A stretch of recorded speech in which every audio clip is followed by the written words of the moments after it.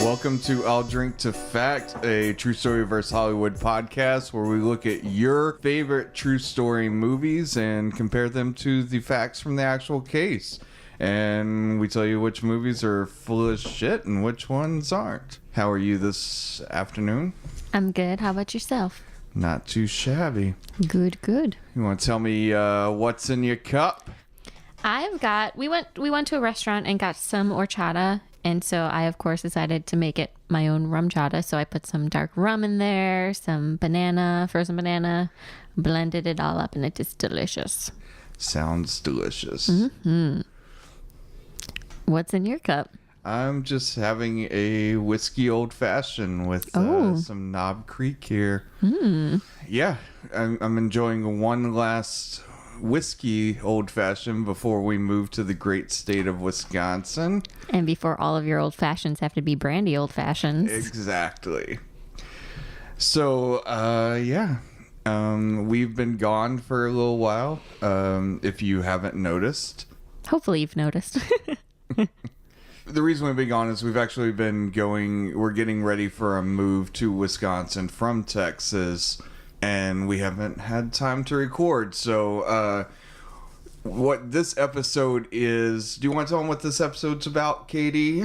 Oh, sure. So at the end of The Quiet Ones, we had a quick discussion about additional topics that kind of related to things that were happening in the movie The Quiet Ones, but didn't pertain to the true story. So kind of the cool, exciting things that we didn't get a chance to talk about because they weren't true. Yep. That's 100% accurate. Unlike that movie. Which was, yeah. Anyway, so we just wanted to do a real quick intro and sit back, enjoy the B-roll from the Quiet Ones episode. Thanks, guys. Thanks. Since my true story on The Quiet Ones was kind of sad, hopefully you've listened to that episode and realized what I'm talking about. I just wanted to look up some extra things for us to discuss, some fun paranormal things that were kind of related to the movie. But obviously, since they didn't happen in real life, they really didn't have a place in the true story side of it. So, I'll start at the top. One of the things that you talked about in the movie was teleplasm. Mm-hmm. In the scene you were describing, Jane had how would you describe it? Like the slimy... It was like a cloud-like vomit is what because I tried to describe it in my notes, and I was like, for somebody who can't see this, how it's... Because, I mean, she vomits it. I mean, it's definitely like some sort of regurgitation. Okay, so I have a hard time with vomit, so I didn't really watch it. But would you say it's like nebulous, or was it more of like a slug, like a snake? I would say probably nebulous. Like, to me, it looked like a cloud, but it also looked like plasm, almost like a liquid, but in if you think of liquid in space where there's that where there's no gravity, yeah, and it's floating around in this blob, Okay. It kind of looked like that, except for it was the stream that just came out for 10 feet and then went back in. Okay. It's definitely something very hard to describe without seeing. Okay. At least with my invisible dictionary. You did a good job. So yeah, in the movie they called it teleplasm, but now it's more commonly known as ectoplasm or psychoplasm. So I'm going to use teleplasm and ectoplasm interchangeably, but I will say there's a real scientific definition for ectoplasm. In amoeboid cells, ectoplasm refers to the outer layer of the cytoplasm, and the cytoplasm is the liquidy stuff that the components of the cell sit in. But back to ectoplasm, what is it? So technically, teleplasm is a more specific term for ectoplasm, and it acts at a distance from the medium. So I guess teleplasm. Yeah, it's like you said, it went 10 or 15 feet. So right. I mean, if you think of telekinetic, which was another big part of this movie / this scientific study. Yeah. So yeah, teleplasm is this plasm traveling. Mm-hmm. Or telescope, because it extends. Anyway, yes. Words. Then there's also ideoplasm, which is ectoplasm that molds itself into the likeness of a person. So ectoplasm is basically a way for a spirit to physically manifest itself. So I guess it's more of a way for like the spirit to interact with like a physical medium and like shape it. And typically it's seen as some physical material that excretes from an orifice of a medium. And when I say medium, I'm talking about like the person who has like psychic abilities. Okay. Oh, that was the other thing with like the true story of the Philip experiment. They were all members of T-Spur, but none of them claimed to have psychic abilities. I should have mentioned Which that. was probably more of their to prove their point. right, more of the control of the experiment. Mm-hmm. Yeah. Anyway, sorry, I just remembered that. No, you're good. That's a good point. So ectoplasm has had like a lot of varying descriptions of what it looks like. Some say that it's invisible or translucent and grows more like visible or solid as the energy grows stronger. Some people have said that it glows. Some say that there's an odor associated with it. Some people say it disintegrates when it's exposed to light. Some people say it's kind of like a goo and it's green. Some people call me a space cowboy. I am referring to Some people call me the gangster of love. Yeah, you're talking about Ghostbusters. Yes. Yeah, exactly. Okay. Yep, that's ectoplasm. But like in Ghostbusters, it's like covering surfaces. But like the definition of ectoplasm says that it's like actually coming out of someone. Right? Wasn't it like pink in the second one where they had like the river underground? I have never seen the second Ghostbusters. We will be fixing that. For our next episode, we will be doing Drink to Fact on Ghostbusters 2. There've just been like a lot of different descriptions. Some people say it's like gauzy. Some people say it looks like a bundle of thread. Others say it's cool, moist, and viscous, which kind of sounds like maybe what they portrayed in the movie. If you can actually do a Google image search of teleplasm, ectoplasm, or cytoplasm, and there are like pictures that look like from around like maybe turn of the century, 1900 turn of the century, not 2000 turn of the century. Sorry, I guess we've had another crazy. one since. Showing age a little bit there, I guess. That you're over 100? No, just born last. Yeah, I was in the too. night or in the 80s, but anyway. But there are pictures that, you know, it's like, is this a fraud? Is this a hoax? But lots of very cool pictures showing like all of this stuff that you can check out, and it'll give you a better idea of what we're actually talking about. Yeah. You mentioned like hoaxy pictures. Some of them look so bad. But some of them are actually very, very cool looking. Show me a cool one. While you're pulling that up, there's even some people who believe that ectoplasm like exists in the medium's body. So this one looks like it's basically just like smoke coming out. It of the looks like lady's face. smoke. It does, but this one. Looks Yeah, that like one a looks. big nacho chip stuck in her face. But wait, what's? This one looks like this guy's been like all in like spider webs and shit. And then this one, like it's all coming out of like his face holes. This one was supposed to have like completely engulfed this lady. There's this one, which looks like she is hung by a shower rod. I'm not saying that they're all like real. It's just kind of interesting. Like this, it looks like this dude just got high and then ate some silly string. This looks like that scene from Seven where the guy's like with the spaghetti. Oh. Yeah, that's what that looks like. Look at that one with the guy's eyes rolled in the Oh back of my his head. god, Looks that just awesome. looks creepy.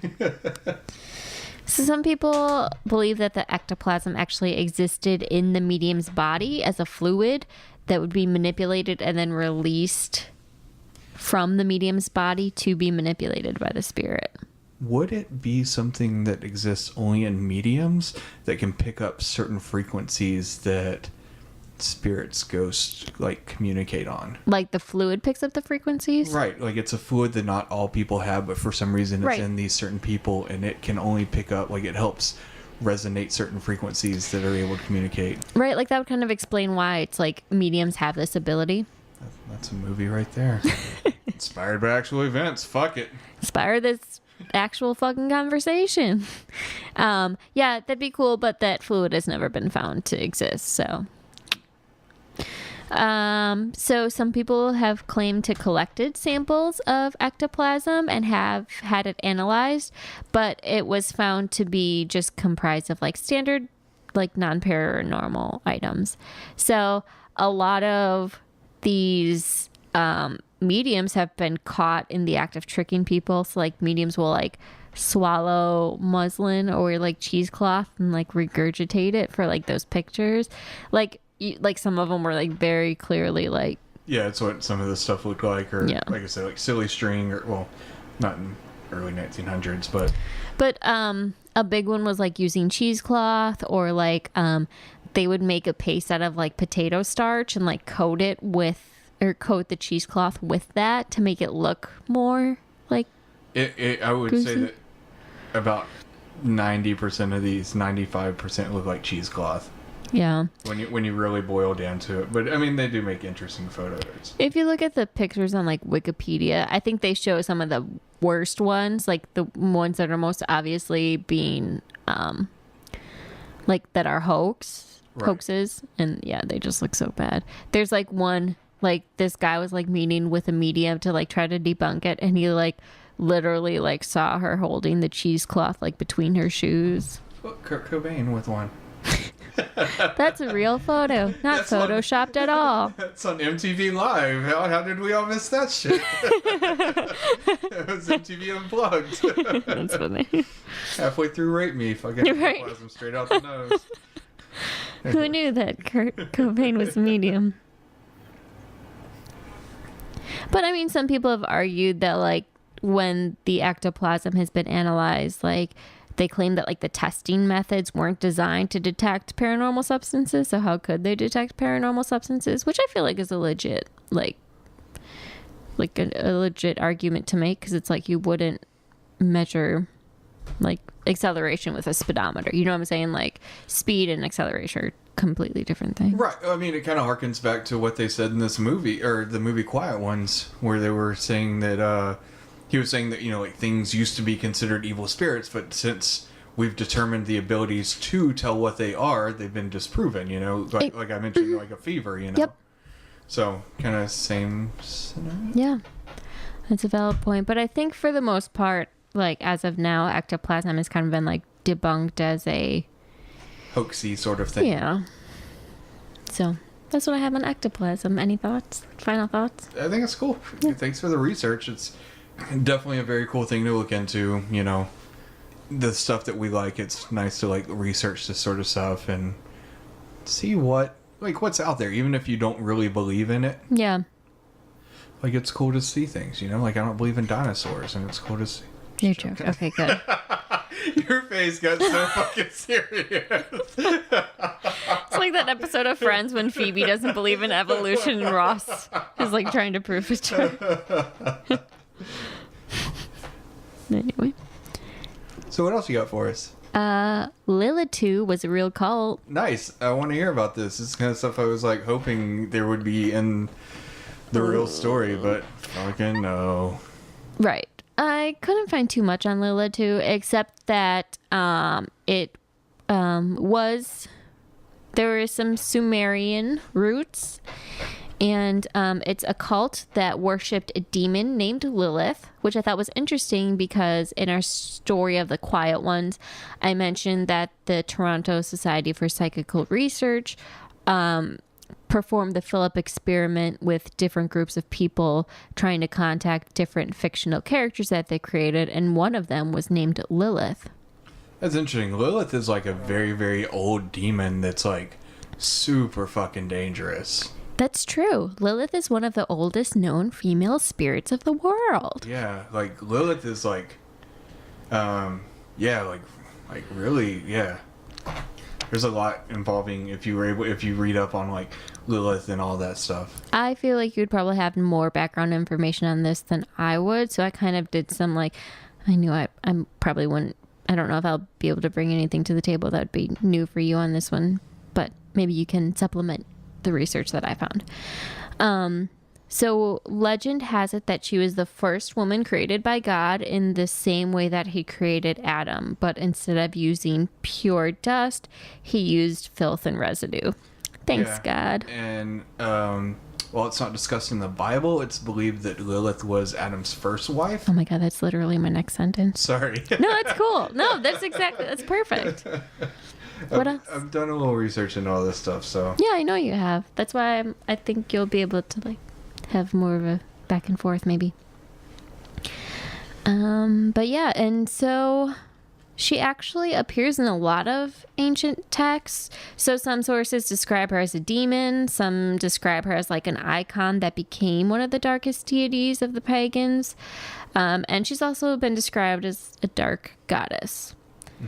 Her name comes from the Sumerian word Lilitu, which means wind spirit or female demon. And it's difficult to determine who mentions her first, because, like I said, she's present in a lot of ancient texts. She was mentioned in the Epic of Gilgamesh, the Bible, and the Talmud. Did I say that right? Yep. But it says it's obvious that from the beginning of her existence that she was related to Sumerian witchcraft, and she's also been related to the first stories about vampires. So she's kind of like you said, she's like the oldest. And so I feel like she's also just been like put into a lot of stories. I don't know. Yeah. Yeah. What? I didn't really have anything to add. Sorry. Okay. In the Talmud, she is a dark spirit with an uncontrollable and dangerous sexuality. And it's said that she mothered hundreds of demons by fertilizing herself with male sperm. Yep, one of the earliest succubuses. Succubi? Succubi? I don't know. In the Bible, she was created at the same time as Adam, like I said before. She's very strong, independent, and wanted to be equal with Adam.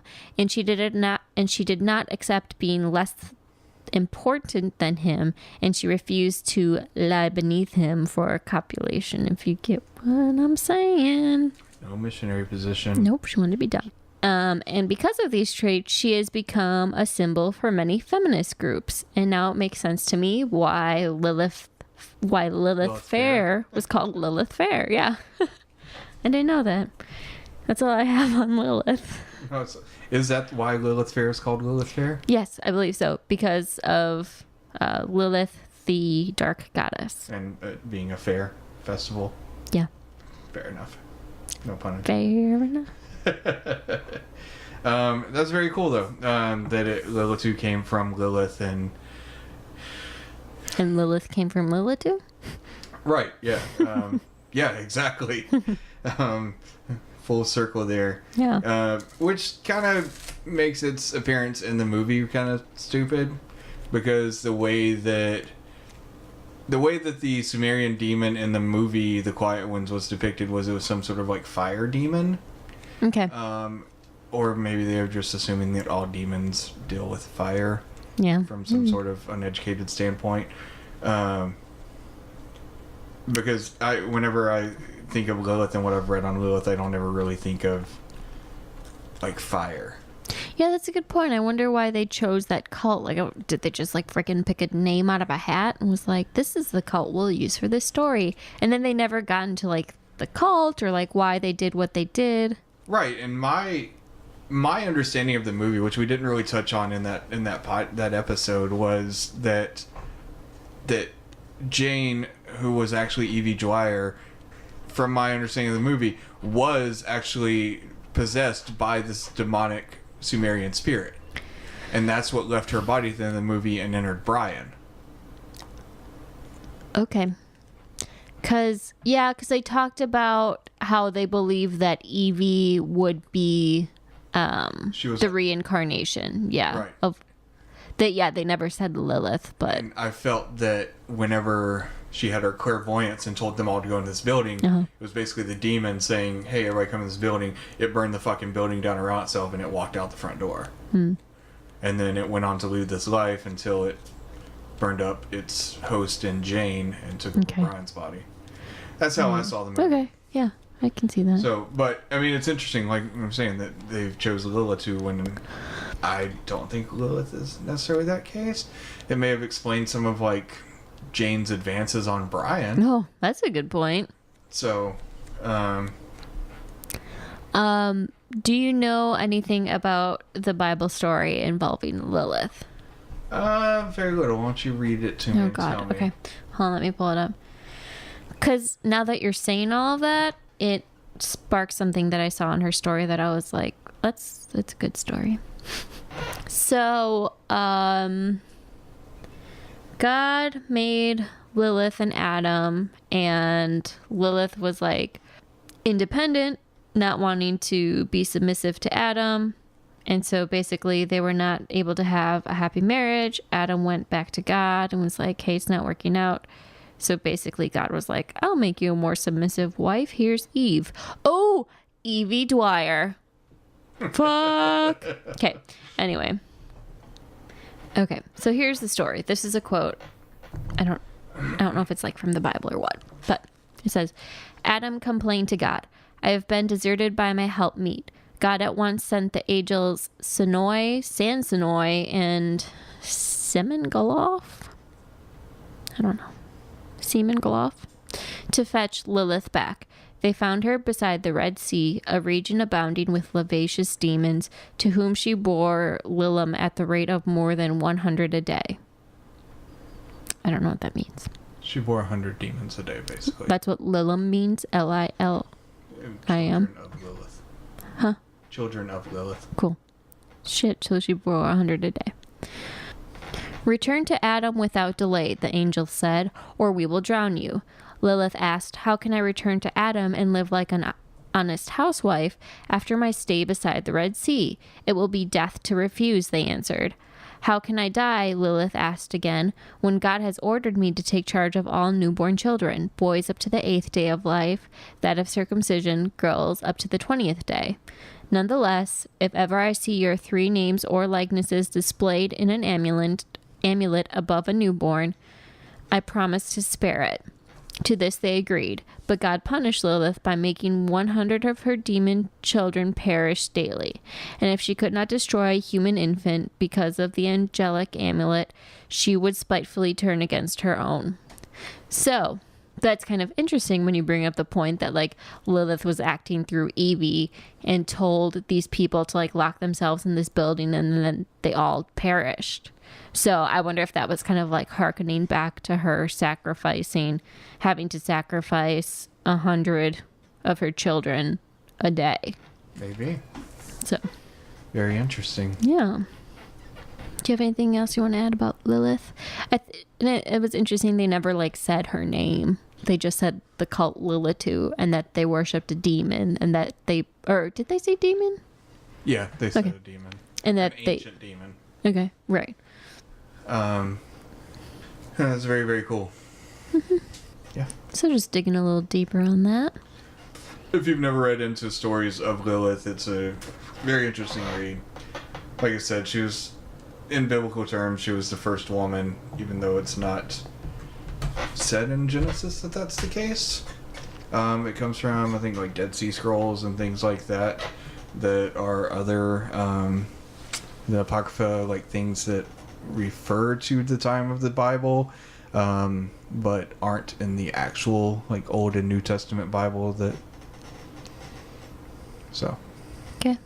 it's interesting. Yeah. Is that all you got for us? I've got one more bonus topic. If you're up for it, it's spontaneous human combustion. Hit me with it. Not the human combustion, just the story about human combustion. Drink some beer to put out that fire. Right. I've always found this to be like an interesting and frightening topic. It is. It's wildly frightening. All right. Well, maybe I can put your mind at ease. So, if you've never heard of it before, spontaneous human combustion is death from fire without apparent cause of ignition. It is believed that the fire starts somewhere within the human body. It's also... Sorry to interrupt. No. First sentence in. I was just thinking of pictures I've seen of people who have supposedly died from spontaneous human combustion, or rooms where it's happened, and it quite literally just burns the body and nothing else around, which is wild. Which is crazy. It's almost like a chemical reaction that creates this fire that only engulfs like organic material or something. I don't know. Anyway, go ahead. So that's kind of a nice segue into kind of what characterizes spontaneous human combustion. So I think there was an article back in like the 30s or 50s or something, where like this guy looked at all the cases of spontaneous human combustion, and this is what they had in common. The victims were chronic alcoholics. They're usually elderly females. And he said, so we'll get into this in more detail, but typically the body hasn't burned spontaneously, but there was some lighted substance that came into contact with the body. Also, the hands and feet usually fall off, which that's interesting. Yeah, creeps me the hell out. Fire has caused very little damage to combustible things in contact with the body, like you were saying. And the combustion of the body has left a residue of greasy and unpleasant smelling ashes. Yeah, I've seen a picture of a supposed spontaneous human combustion event or case. Okay. Where like this old woman was sitting in like a wicker chair, which is known for its combustibility. Highly flammable. And there was like literally just like ashes on the chair and around. Like there was a circle that was slightly darkened that you could almost tell like there had been a fire there. Okay. But like chair wasn't burned. Like it was wood floors because we're talking like 30s and stuff like that. And yeah, it was interesting. Yeah. So one of the things that it said they all had in common was that there usually is a source of combustion. So extensive studies into the cases from the past 3 centuries have found that there's typically a source of ignition, such as candles, lamps, fireplaces, like a cigarette or something like that. So it also says that typically the victims are alcoholics. So usually alcohol consumption was involved, which means the victim could have been careless or it hindered how they were able to respond to catching on fire. Okay. Or they just poured a bottle of moonshine on themselves and lit a cigarette. And not necessarily that, but just that they were like drunk and not... That's just my own take on it. Oh, gotcha. I know what you were trying to say. Okay.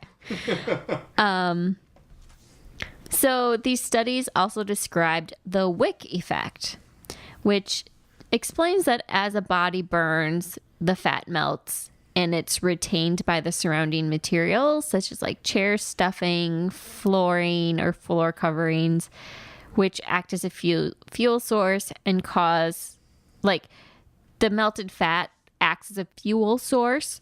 So it kind of creates this cycle where it causes the body to keep burning and keep melting more fat. And it's like the melted fat acts as ignition, so it keeps burning, keeps melting. So it's kind of like this psychic. It's like this cyclical effect. That's one of my favorite words. Cyclical? Yeah. Nice. It's just a pretty word. Cyclical. Anyway, keep going. Sorry. No, it's fine. So I feel like that almost doesn't explain why the surrounding materials don't get burnt. Because I'm like, if you're arguing that the surrounding materials like holds the fat, wouldn't that cause it to burn? Right. As you were speaking, I was like, reading ahead and like to your conversation. And I thought you were going to say that the fat coats the stuff almost like the like wax in a candle and prevents something from burning. Like that's a good point. It's the wick effect, But if it is acting as an accelerant and not as a protectant, then that doesn't make sense. Well, but I guess what you're saying kind of makes sense because, well, I don't know. Like, it makes sense that it would act as a protectant, but at the same time, when you burn a candle, I guess if you think of wax sitting on a plate, like, and you burn a candle, a wax candle, the wax, like, eventually, like, goes away. It does, but it also protects The plate from getting burned, or right, or the fire from spreading, I feel. right. Keeps it controlled. Okay.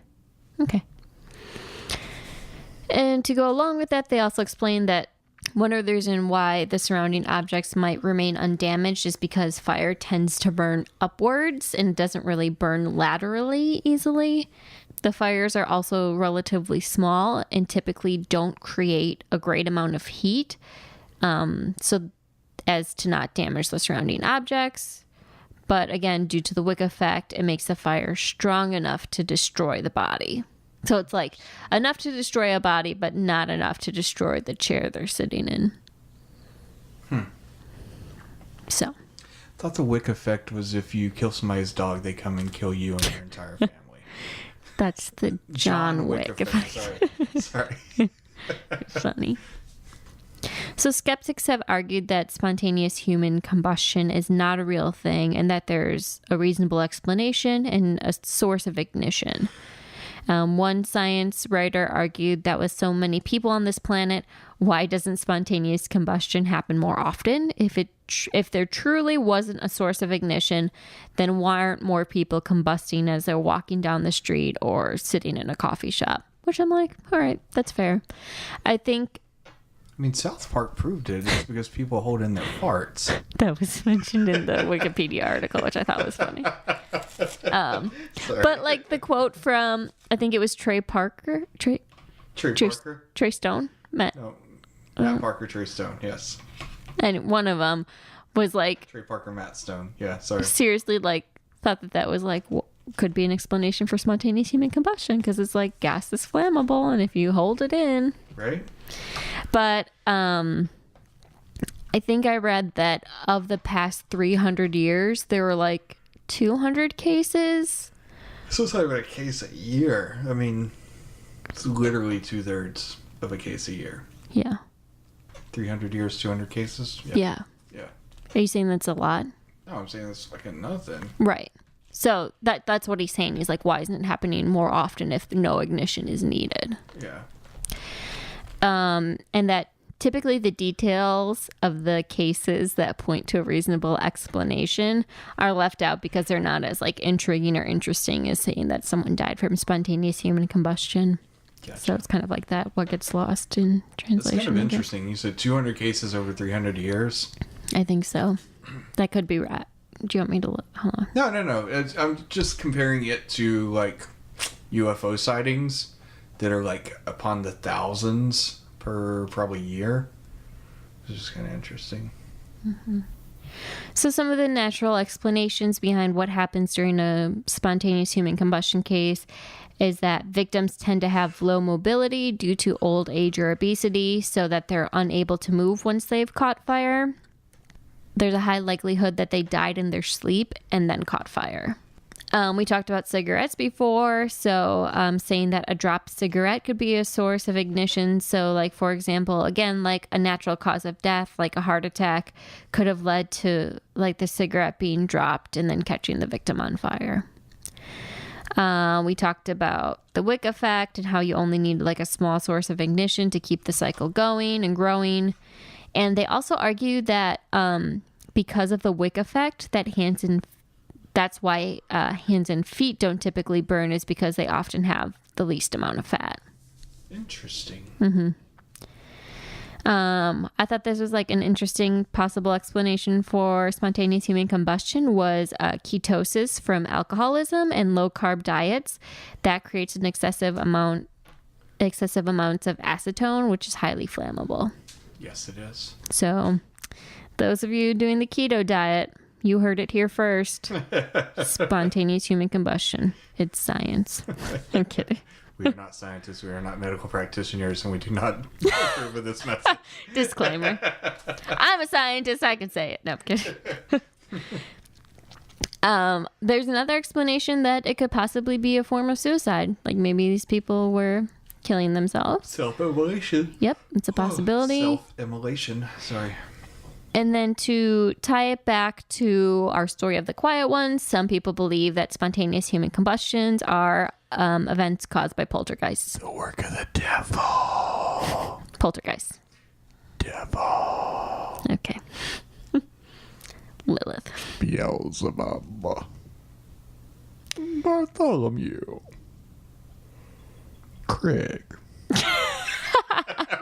Sorry. Oh, you're funny.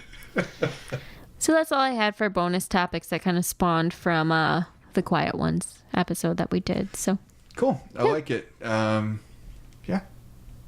Thanks for sharing. yeah, I felt like I had to do extra research because there wasn't a lot of information on the Philip experiment. So that's my contribution. Thanks. Yeah. All right, everybody. So that was a little extra footage from our Quiet Ones episode. Hopefully it was educational, entertaining. You know where to find us. If you don't, Katie, you want to tell them? You can find us on Facebook at Drink to Fact, Instagram, Twitter at Drink to Fact. You can find us on YouTube. You can listen to our podcast there. Our podcast channel is called Drink to Fact. To listen to our episodes, you can find us on iTunes, Stitcher, Spotify, Podbean. Google Play Music. There we go. And as always, if you have suggestions, complaints, comments, praises, you can email us at drinktofact@gmail.com. And we will see you guys from Wisconsin. Rate, subscribe, review. Thanks, guys.